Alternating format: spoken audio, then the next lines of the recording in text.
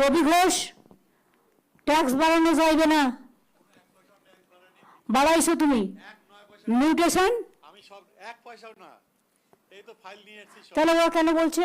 মিথ্যা কথা বলছে, বারবার মিথ্যা কথা বলে। আমি ডিএম কে বলছি, ডিএম এটাকে ক্রস চেক করে আমায় জানাবে। এমপি সাহেবের সাথে কালকে সব কাগজপত্র জমা দিয়েছি।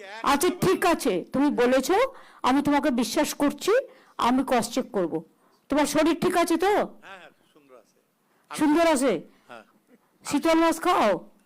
মাছ টাছ খাই না এখন, নিরামিষ। সে কি এখন নিরামিষ হয়ে গেছে? আমি শুধু দুটো কথা বলবো। হ্যাঁ বলো। আপনি তো হেরিটেজ করে দিয়েছেন কুচবিহার শহরকে, কিন্তু ডিএম সাহেবের সাথে কালকেও কথা হয়েছে, এর আগেও প্রত্যেকটা মিটিংয়ে কথা হয়।